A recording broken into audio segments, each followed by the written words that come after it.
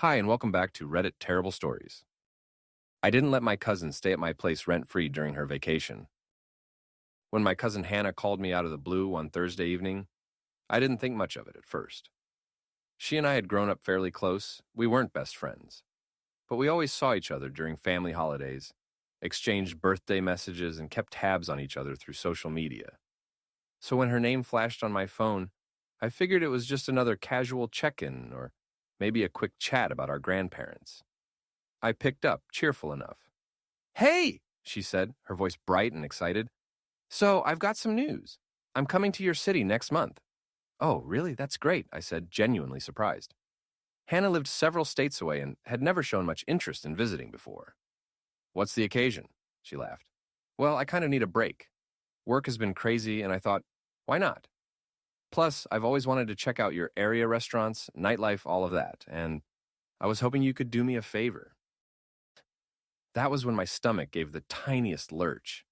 The way she paused on favor made me brace myself. "Sure," I said carefully.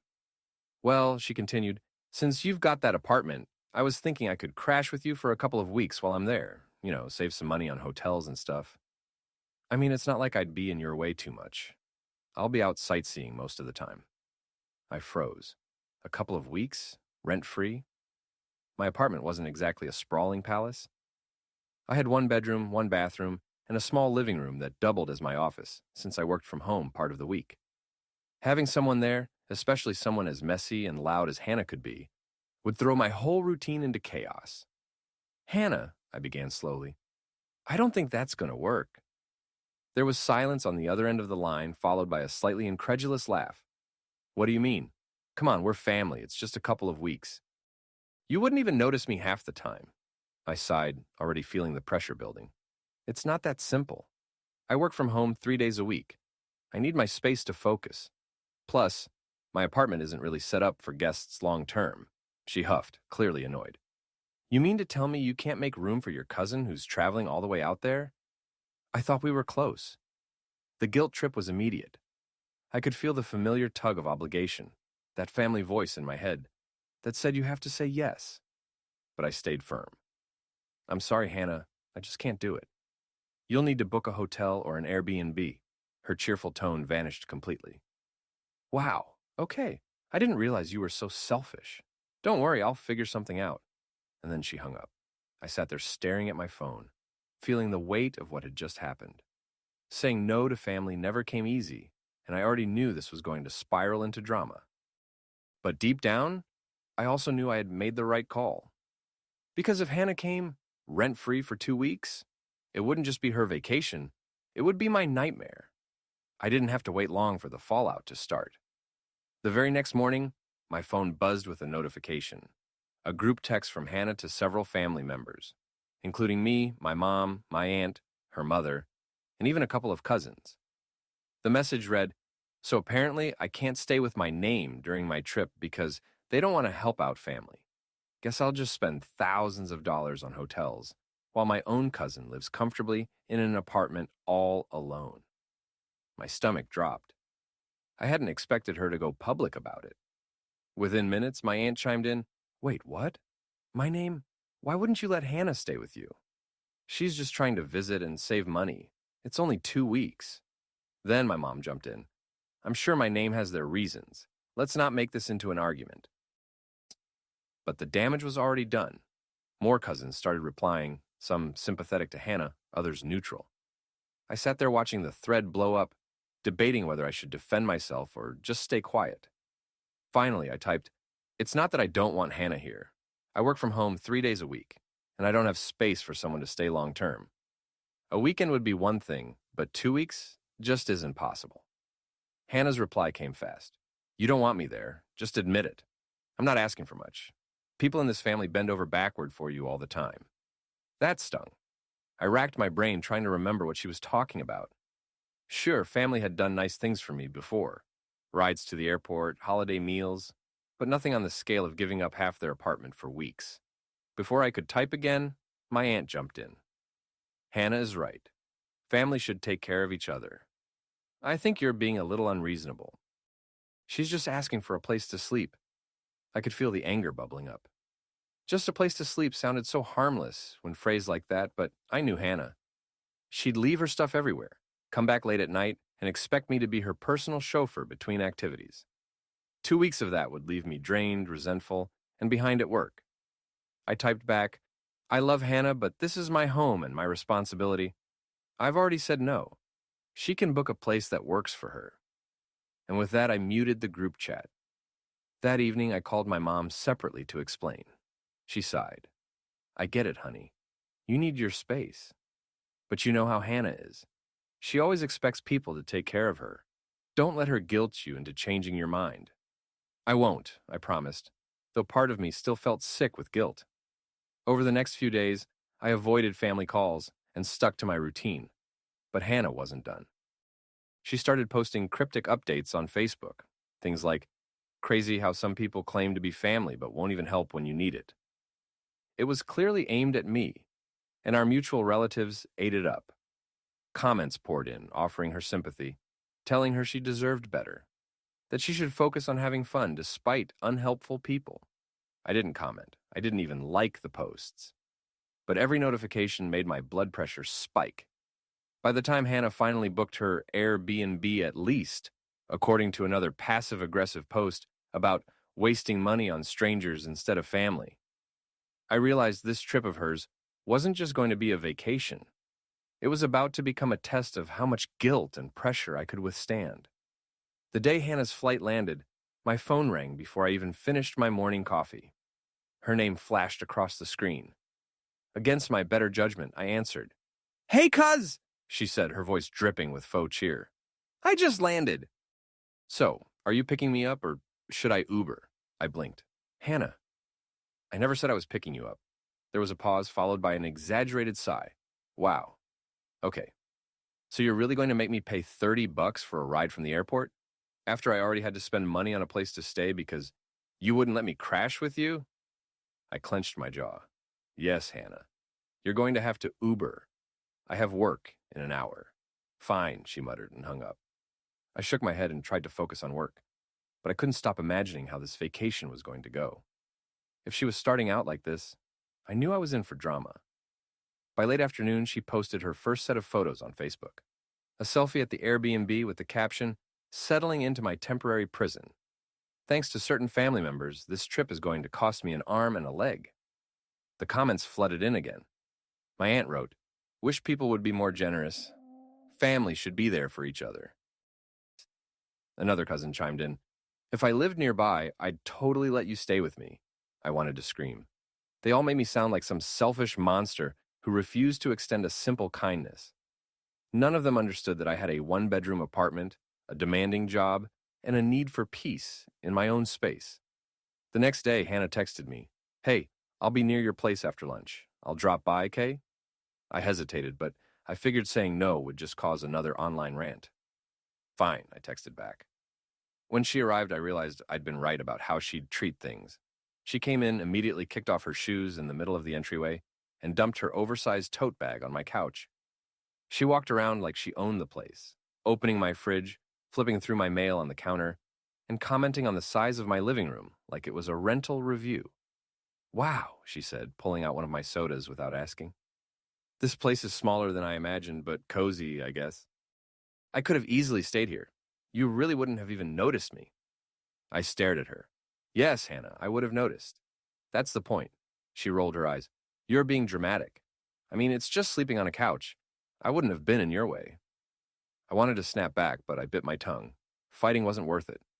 She stayed for 2 hours, scrolling through her phone, asking me to help plan her itinerary, and leaving her half-empty soda can on my counter when she finally left. That night, I sat on the couch, staring at the can, realizing this was only day one of her vacation, and I had 9 more days of this to survive. The second day of Hannah's visit, I thought maybe she'd keep her distance since she had a whole city to explore. Wrong. She texted me in the morning, Hey, what are you doing after work? Let's hang out. I replied, I'm busy tonight, Hannah. Maybe later in the week. Not even 5 minutes later, my phone buzzed again with another Facebook post from her. When you travel across the country to see family, but they're too busy to spend time with you, Disappointed family fail. I nearly threw my phone across the room. It was clear she wasn't here just for a vacation. She was here to guilt trip me. By the third day, she started dropping by unannounced. I came home from work to find her sitting outside my building, scrolling on her phone. "Hey, I was in the area," she said casually, like she hadn't been waiting for me. I sighed.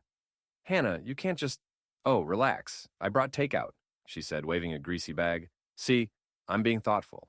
We can eat together." We went inside, and though I ate with her, I couldn't help but feel like she was trying to wedge herself into my daily life by force. After dinner, she asked, "Mind if I crash here just for tonight? My Airbnb bed is kind of stiff." I set my fork down hard enough to make a clink. "Yes, I mind. Hannah, I told you before, you can't stay here." She groaned dramatically as though I'd just ruined her entire trip. "You're unbelievable. Seriously, who does this to family?" The tension grew thicker with each day. She stopped pretending to be sweet and started openly criticizing me. If my apartment wasn't big enough to host her, maybe I should consider moving somewhere nicer. If I was too busy with work, maybe I wasn't managing my time well. By day 5, the subtle digs turned into outright sabotage. She invited herself over with a couple of shopping bags and, without asking, started storing them in my hallway closet. "What are you doing?" I asked. "Just putting a few things here so I don't have to carry them around," she said, as if it were the most natural thing in the world. "No, Hannah, this isn't your storage unit. Take them with you." She crossed her arms. "God, you're so territorial. I thought family shared." The argument ended with her storming out, slamming my door so hard a frame on the wall tilted. An hour later, she was back online posting, "When people show you who they really are, believe them. Never thought my own cousin would be so cold." That night, I lay in bed staring at the ceiling and realized something important.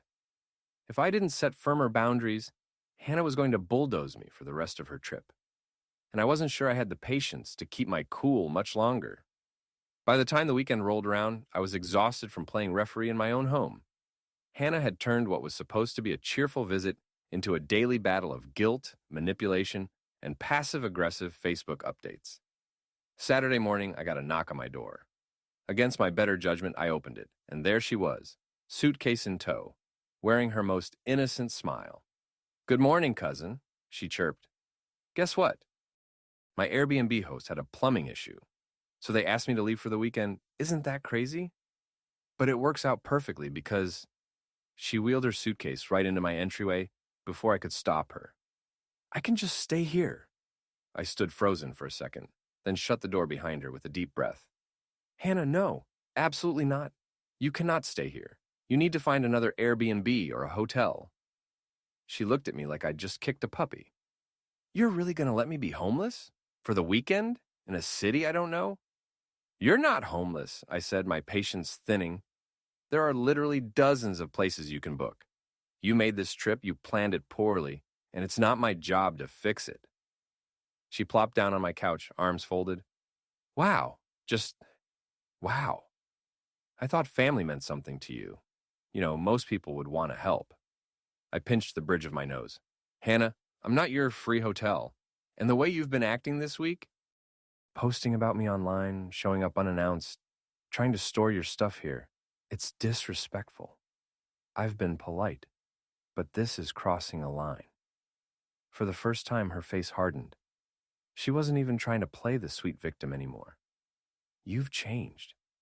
You used to be so nice when we were kids. Now you're just bitter and selfish." I actually laughed at that, not because it was funny, but because it was absurd. "I've changed because I have boundaries now, Hannah. That's called being an adult." She huffed, grabbed her suitcase, and stormed out, slamming the door so hard I swore the neighbors would complain. But just as I started to relax, thinking maybe she'd finally gotten the message, my phone buzzed again. This time it wasn't just a vague post. She had written a full-on rant, tagging me directly. "Came all the way here to see my cousin, and apparently blood means nothing. Some people would rather be heartless than open their homes. Sad." Came within minutes.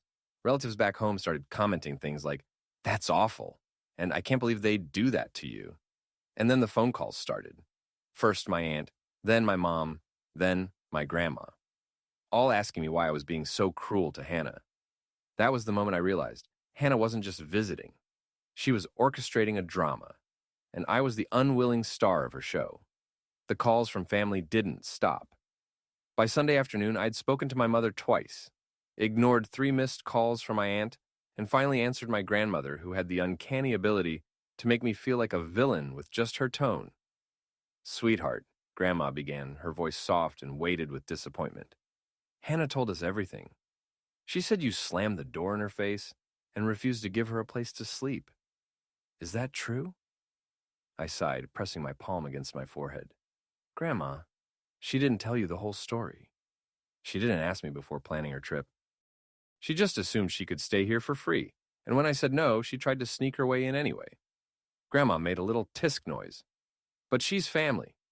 Don't you think you should help her out just this once? You've always been so independent and strong. Hannah, she's not like that. She struggles." That was the thing. Hannah always struggled. She struggled to keep jobs, to pay bills, to maintain friendships. But whenever she stumbled, instead of fixing her mistakes, she leaned on someone else until they were too drained to keep holding her up. And now, she wanted me to be her crutch. "Grandma, I love you, but no. I'm not going to let someone walk all over me just because they're related to me. If I let Hannah stay here once, she'll never leave. And she's already been trashing me online, making it look like I'm some heartless monster. Does that sound fair to you?" There was silence on the other end. Finally, Grandma said, "You have to do what you feel is right, dear. But don't be surprised if Hannah never forgives you." The line went dead. I put my phone down, frustrated beyond belief. For a moment, I wondered if maybe I was being too harsh. Was I the selfish cousin? But then I glanced at Hannah's social media again, where she'd uploaded a photo of herself sitting on her suitcase at a bus stop with the caption, "Abandoned by the one person I thought I could count on. Guess you can't choose your family." The comments underneath were flooded with sympathy and anger at me. My name wasn't tagged this time, but everyone knew who she was talking about. That night, I couldn't sleep, not because of guilt, but because of the gnawing realization that no matter what I did, Hannah was going to paint me as the villain. If I let her stay, she'd still find something to complain about. If I kept saying no, she'd just keep escalating the guilt tripping. By Monday, I was drained. I decided to take the day off work to clear my head. I went for a long walk trying to shake off the frustration, but when I came home, something made my stomach drop. My apartment door wasn't fully closed. I pushed it open slowly, heart pounding, and there in the middle of my living room was Hannah, sitting on my couch, watching Netflix, with her suitcase in the corner. She looked up at me like nothing was wrong. "Oh, hey, you weren't home, so I just let myself in. Hope you don't mind." That was it. That was the turning point, where irritation turned into full-blown rage. My voice came out sharper than I intended. "What the hell are you doing in my apartment, Hannah?" She blinked innocently as though I'd asked her why she put cream in her coffee. "Relax. I was tired of dragging my suitcase around, and I figured you'd cool down eventually. Besides, your spare key was still in the little lockbox by the door. Not very secure, you know." I stared at her in disbelief. She had not only ignored my boundaries, she had essentially broken in. My blood boiled. "You had no right to come in here. None. Do you even hear yourself? This isn't a joke, Hannah. This is trespassing." She rolled her eyes, grabbing the remote like she owned the place. "Oh, please, don't be so dramatic. I'm family. Family doesn't trespass. Family looks out for each other. I just needed a place to crash. It's not like I'm asking for much." My jaw clenched. "You're asking for everything. My space, my time, my patience. I told you no. You don't get to override that just because it doesn't suit you." Her smug little smirk returned. "Come on, you're not really going to kick me out, are you? What would Grandma say if she knew you left me on the street? She'd be heartbroken." That was the moment something inside me snapped. I walked over to the door, flung it open, and pointed outside. "Out! Now!" She didn't move. Instead, she crossed her arms and sank deeper into the couch cushions. "You're not serious. You wouldn't dare." I stepped closer, my voice low and firm. "Try me." For a second, she studied me, waiting for me to back down. But when I didn't, her expression darkened. She got up slowly, grabbed her suitcase, and dragged it toward the door with exaggerated huffs. "You're going to regret this," she hissed as she stepped into the hallway. "When the whole family finds out how heartless you really are, don't come crying to me. You'll be the one everyone hates." I shut the door in her face and locked it, my hands shaking, not from fear, but from anger and adrenaline. My apartment felt different now, tainted, like she had crossed a line that couldn't be uncrossed. I sat down and tried to breathe, but my phone buzzed almost immediately. A notification. Hannah had gone live on Instagram. Against my better judgment, I clicked. There she was, standing outside my building with her suitcase, fake tears streaming down her face. "So, my cousin just kicked me out onto the street," she sniffled into the camera. "She doesn't care that I have nowhere else to go. I thought family was supposed to love each other. Guess I was wrong." The comments poured in like wildfire. "How could she do that to you? Girl, you deserve better. Drop the address, we'll come get you." I slammed my phone down. I had just reached the breaking point. If Hannah wanted to play dirty, I'd show her I wasn't going to be her doormat anymore. The next step, taking this mess out of the shadows and into the open. By the next morning, my phone was blowing up with messages from family members. Apparently, Hannah's little live stream had done the rounds. Cousins I hadn't spoken to in years were suddenly sliding into my DMs, demanding to know how I could be so cold and cruel. My aunt even left a voicemail that started with, "I can't believe you'd treat your own blood like garbage." I wanted to scream. No one had asked my side of the story. No one seemed to care that Hannah had disrespected me, barged into my home without permission, and weaponized family guilt to manipulate me. No, they just swallowed her crocodile tears whole. I decided enough was enough. I drafted a message to the family group chat one that included a few carefully chosen screenshots. Since Hannah has decided to drag me publicly, let me clarify. I told her before she arrived that I wasn't hosting anyone this summer. She ignored me. She showed up anyway, demanding to stay for free while she goes on vacation. And when I refused, she let herself into my apartment without permission. For those who think that's acceptable, ask yourself, would you tolerate that in your home? Because I won't. I attached a photo of the lockbox she admitted to using and a screenshot from her texts where she admitted she wasn't taking no for an answer.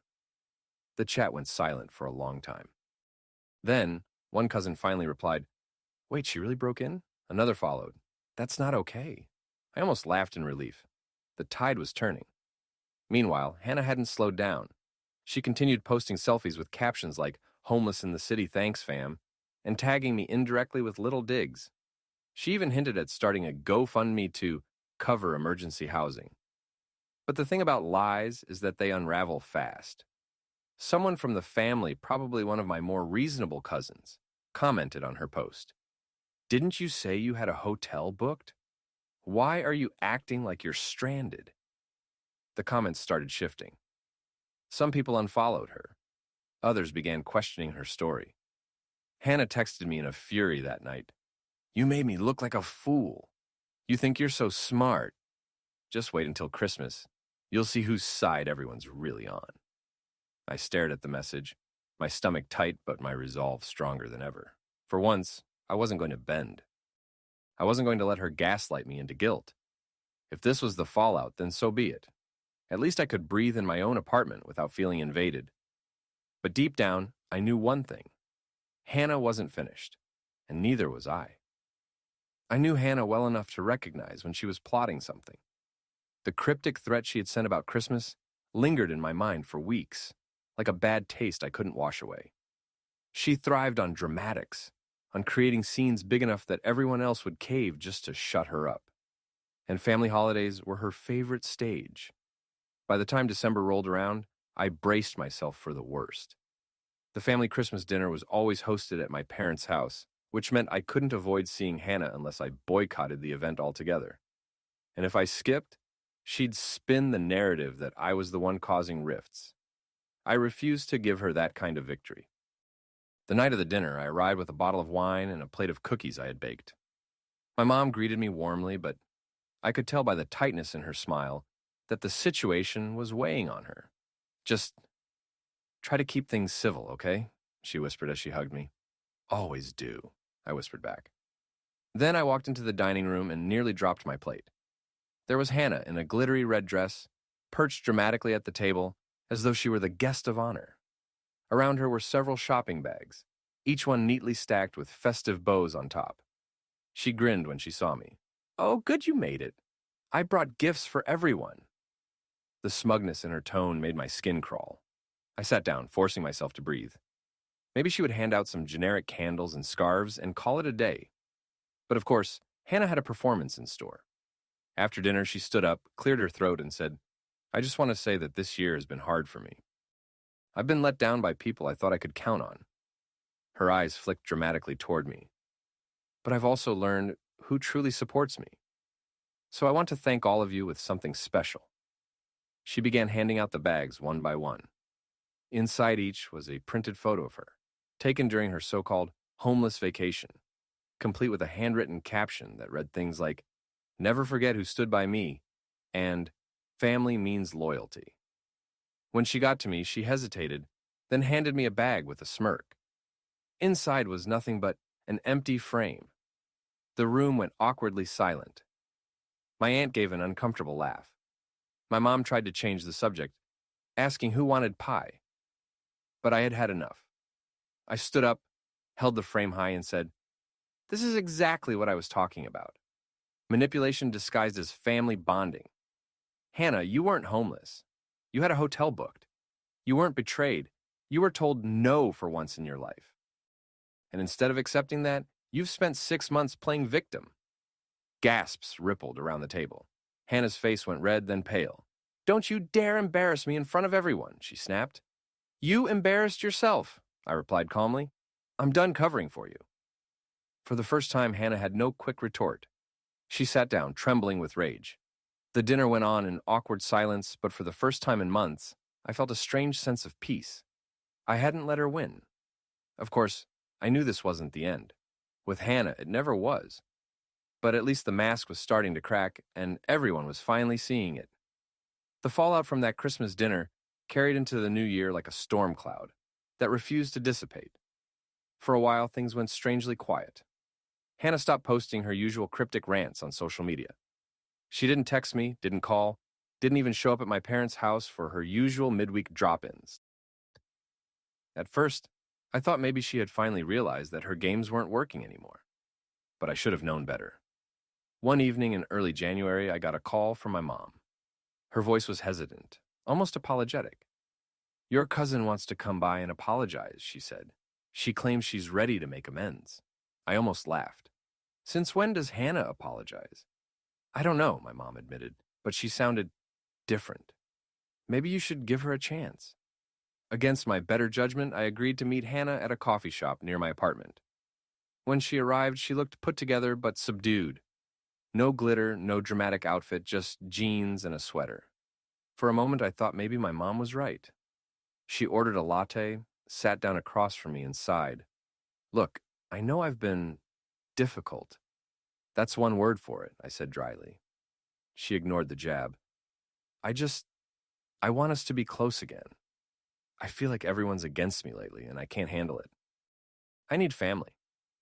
It sounded rehearsed, but I stayed quiet, letting her speak. Then came the catch. I was hoping I could stay with you for a little while, just until I get back on my feet. I know you have the space. There it was. The real reason she had called this meeting. I didn't even let her finish. No, Hannah. The answer is no. You're not staying with me. Not for a night. Not for a week. Not ever. I told you before. I am not your safety net. You've burned that bridge. Her eyes widened in mock shock. Wow. Cold. You'd really abandon your own cousin? I'm not abandoning you, I said calmly. I'm holding you accountable. And if you think that's the same thing, maybe that's why you keep ending up in these situations. She stared at me for a long moment, then let out a bitter laugh. Fine. You'll regret this when no one's there for you someday. She stormed out, leaving her half-drunk latte behind. Walking home that night, I realized something important. I didn't feel guilty. Not even a little. In the past, her tantrums had left me second-guessing myself, wondering if I was really the selfish one. But now, I just felt free. The next few weeks proved I had made the right choice. Hannah tried to spin the story online again, but this time, fewer people engaged. My relatives had seen enough at Christmas to understand the pattern. She wasn't the victim she wanted them to believe she was. She was just Hannah. As for me, I stopped waiting for her next meltdown. I stopped checking her posts. Stopped explaining myself to people who didn't need explanations. Stopped playing defense in a game I never agreed to play. For the first time in years, my boundaries felt real, solid, and mine, and Hannah could either adapt to them or keep crashing against them until she wore herself out. But either way, I was done being her collateral damage. And that, I realized, was the real gift I'd given myself. Freedom from the endless cycle of manipulation disguised as family loyalty. Christmas might have been chaotic, but the new year, that was finally mine.